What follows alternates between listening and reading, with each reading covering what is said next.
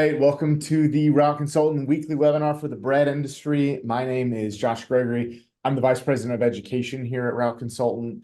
If you've never worked with us before, our team ran one of the largest logistics operations in the country and has had over a decade of experience valuing, selling, and consulting on these types of businesses. And so really the goal of these webinars are to help all of you understand that the opportunity here that comes with owning a business in the grocery space. And so we're here for you to come, to learn, to ask questions, find out about a lot of exciting things that are happening in this industry. And so if you do decide that it's something that's interesting for you, that you want to pursue, we want to be here to help you get into the space and do so successfully. And whether you're here live or you watch later on YouTube, we're always happy to answer questions. If you're not here live, you can always email those to us or call us. Happy to help wherever you are in this journey. Now, for today, if you haven't realized it yet, the 4th of July is actually next week. So we are officially in the thick of summer, which I'm sure about everybody has realized that if you've been outside for any amount of time, because it is hot. But for the grocery space, holidays are going to be really important to plan and prepare for. And the 4th is arguably one of the biggest for this industry. Lots of hot dogs and hamburgers that are going to get grilled over the next week, and they all need buns. And so we got to be here to deliver all of those and kind of plan around it. So we're going to use today to talk through how you plan for a holiday and specifically use this one as an example and everything that you need to think through and prepare for. So to help with that discussion, we've brought Stephen back on, Stephen Ryan, to help share his experience. So Stephen, if you want to go ahead and jump on and say hello, we'll get started. Hey Josh, great to be back with you.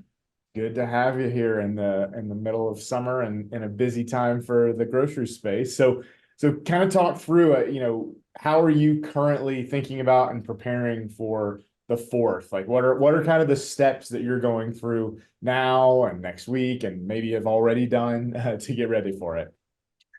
Yeah, so as we've talked about, promotions, holiday drivers are really where you make a lot of money in this space. So starting with the promo calendar, about 2 weeks ago, we started selling with grocery managers, planning our displays, showing what products were on sale. We've had really great success with these recently, and really planning out how we're going to execute in the store across all chains. So that's all your big C convenience stores, your super centers. So there are a lot of customers to coordinate with. So planning ahead is the first thing, and then execution is the second. So starting with Tuesday, you're going to start building your new displays. Your sales cycle is going to run Wednesday to Wednesday. So this is perfect for 4th of July. We're rolling straight into a new week for new sales promotions, and that ends right as we start 4th of July, which is a Thursday this year. So we're building displays yesterday and today. We're really starting to load up the stores, planning for the increased velocity, the foot traffic in the stores, and then planning our orders accordingly. Got it. Okay, so you're right now, going through and adding. How much volume do you typically spike around the 4th of July? That's a great question. It really comes down to what products you have on sale, how many, and then competitive advantage in the space. So if you are on a 2 for $7, you're obviously not going to do nearly as good as you would be on a buy one, get one free deal. And conversely, looking at that against your competition, what is our price point against my competitor who's in the aisle? So if you have a premium price point, you could really easily double your weekly volume on a 4th of July if you have a really deep promotion. So if you're on a 2 for $7, obviously there's not going to be as much velocity on that. People are looking for value out there. But of course, in the super centers where there aren't deep discounts on promotions, it really depends on how large of a display you can get, where you can get it, and then the execution that you have after that.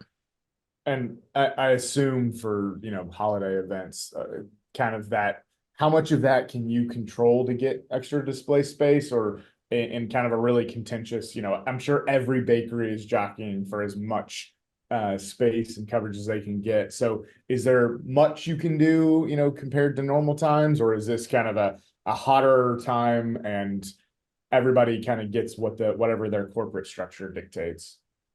Yeah, that's a great question. It really comes down to the store. Obviously, there's lots of stuff on sale. Everybody is jockeying for space, as you said. Um, but be resourceful, be persistent.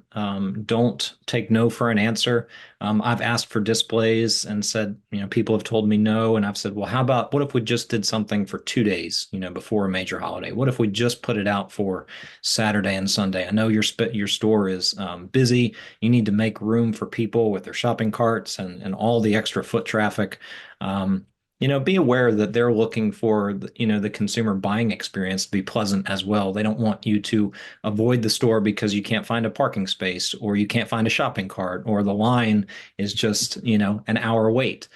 So those are some dynamics that, store managers think through. In selling displays. And so be resourceful, be persistent, and you'll find a way to be successful. Okay, I think that's really important to know is because, like you said, this is a time of year where you can make a lot of money, so it's worth asking that second, third follow-up question because any space you can get is probably going to sell for for a time like this. So you kind of talk through the planning. What does the actual day of look like? And are there different things that you do with kind of this amount of velocity in terms of how you serve, for that really a lot of next week entirely.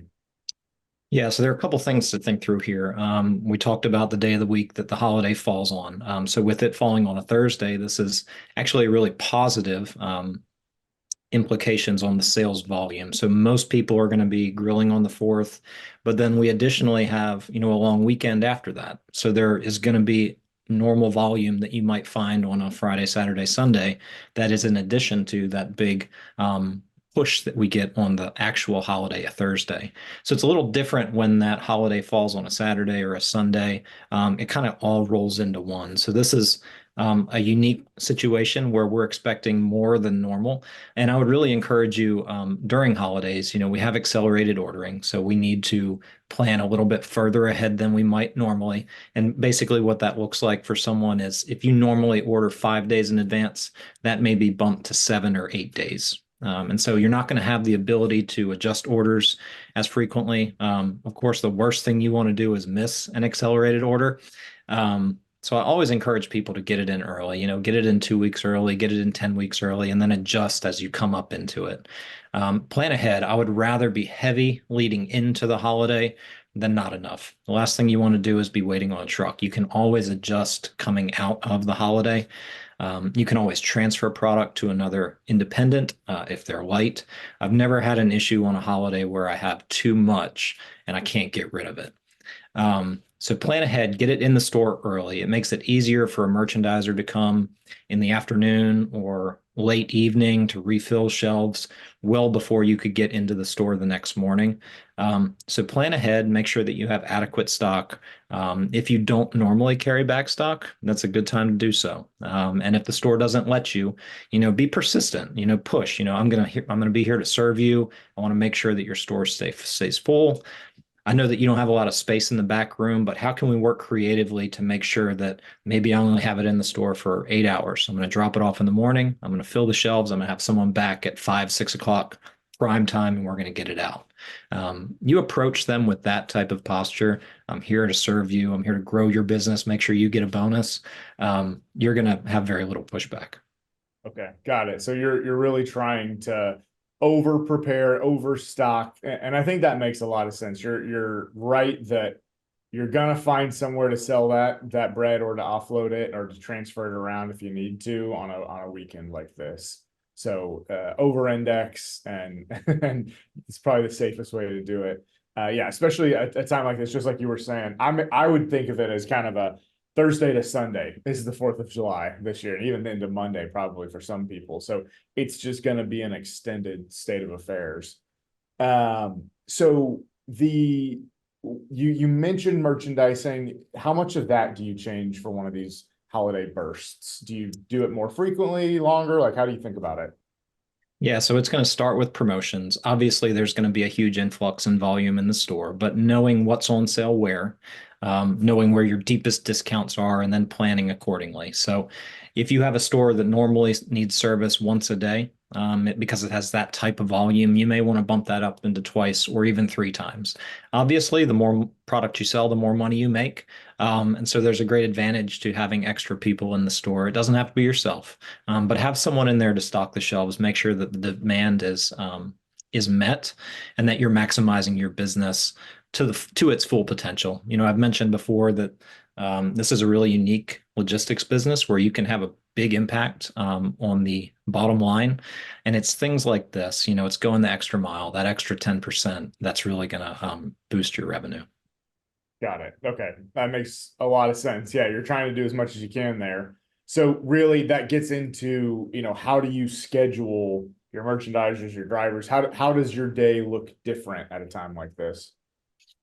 As long as you don't have any delays with trucks, sometimes that will happen with big influxes in volume. Maybe a truck is delayed getting it from the bakery to the warehouse. As long as you don't have any issues to overcome there, try to get my guys out early. I try and help as much as I can if I'm available, whether that's building displays, merchandising, and just utilizing the team better. As an owner operator, the hardest part around the holidays is it's hard to get away from the business. So when I want to be with my family on a holiday on a boat, there's a lot of business in the grocery store. And so sharing that load, having someone come out at 5, 6 in the morning, come back on their way through at 11 o'clock, and maybe I'll stop by at 3. That's going to be a great way to share the load and um, better utilize all the assets that you have in the business. Again, doesn't have to be yourself. You can find a merchandiser who's going to support the driver. But be aware that, it's a big pull on the driver during the holidays. And so the more help you can get him in this season, the more longevity you'll have out of him. Got it. Do you pay them any differently during these holidays? Don't typically pay any differently. This is just part of the business, but finding a way to serve them. If we have a crazy good holiday, I'll give a bonus, but it's not something that I write into policies or handbooks.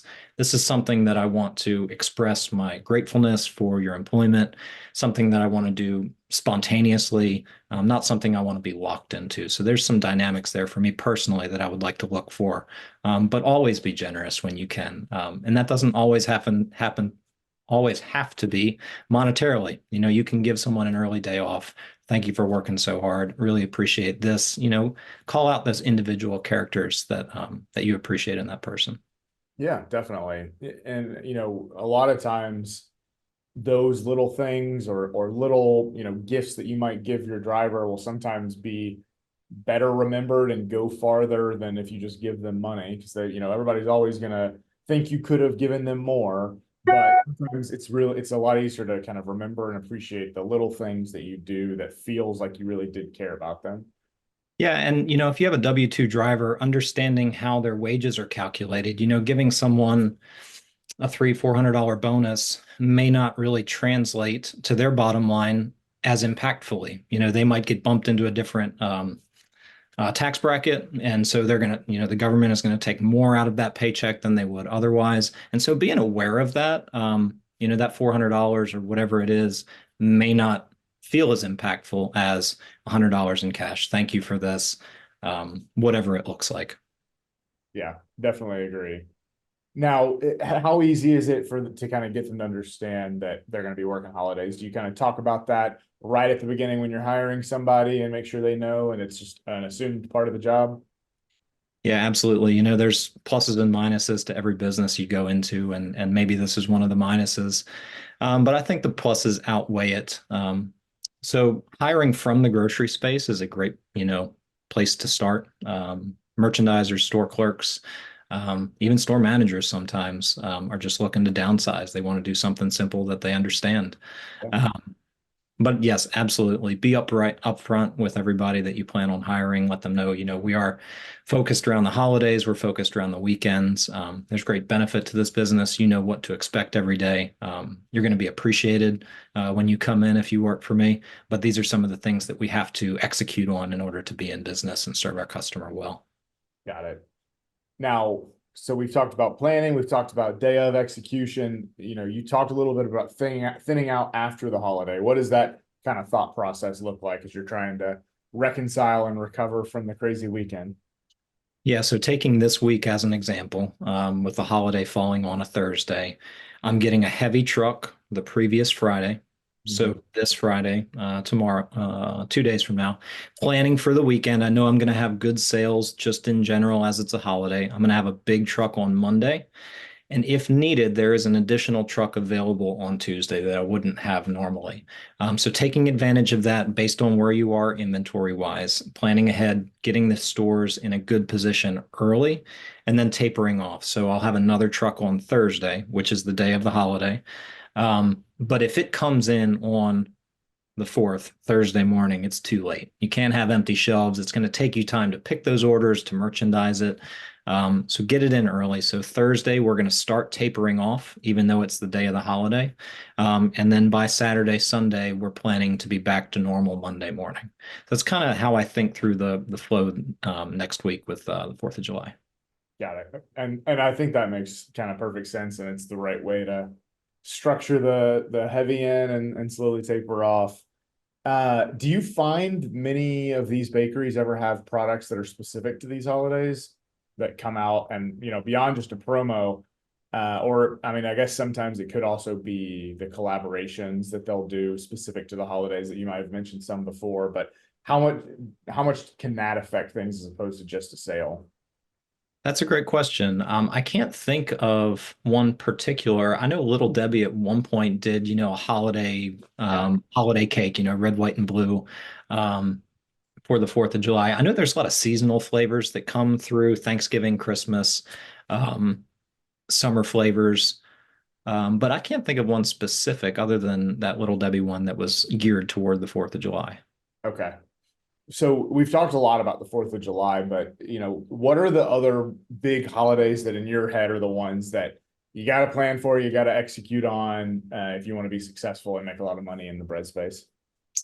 Yeah, so generally all your grilling holidays, your Memorial Day, 4th of July, Labor Day, Thanksgiving is a big one, depending on the product that you sell. Obviously, if you're in the cookie cracker business or chips, that might be a little slower on a Thanksgiving week, but Yeah. it's going to be a lot bigger on, a dinner roll route that has dinner rolls with bread, with stuffing mix. So Thanksgiving, Easter, Christmas. Back to school is one people don't really think of. It's not a holiday, but you go into a store and you're going to see big back to school themed displays. Parents start making lunches again. Peanut butter and jelly sandwiches are going in the brown bag, coming out of summer. So there's some revenue that can be made there. And then Super Bowl, behind Thanksgiving, Super Bowl is the second largest food holiday of the year, which I didn't know until getting into this business. So I guess I that's did though. Yeah. that's your chip holiday where you're going to blow it out. Yeah, got it. Yeah, and I think that's a really important call out. And we talk about it all the time. Product matters a lot, but holidays are, and the amount of volume you do is going to be product specific. So understanding what you sell, what products are a part of your portfolio is really going to impact how each of these things can really boost your revenue. And you don't want to be caught off guard because you don't think it through. So it's one of those things where you're learning the context and the nuance of your territory, your parts of the country. There's probably going to be some parts of the country that eat during the holidays differently than others, and the types of food that they eat are different. So you may be from the South and you're in the North, and they might order different things, different kinds of bread for the holiday. So like, don't just assume based on your experience. It's really important to look at past history and the previous owners to get a good sense of how not just your normal volume, but how these big spikes in volume from certain holidays can look. But perfect. Other than that, I think that's really kind of hits the important points here of how you think about holidays in general, and then using the 4th as a really specific example about how you prepare, execute, and then kind of follow up and get back into the normal swing of things in these types of events. So, Stephen, I really appreciate it. Appreciate you being on here. And a couple of reminders for everybody who's on here or watching. The next happy hour that we're having, where we'll be in the area and you can come and meet with us, meet with other contractors, is in Memphis on July 16th. It's at Lafayette's Music Room if you are in the area and know where that is, but that's free to register and attend. So it's on our website now. And then the big event that's coming up in the first week of August is our big Contractor Expo. Again, completely free to attend.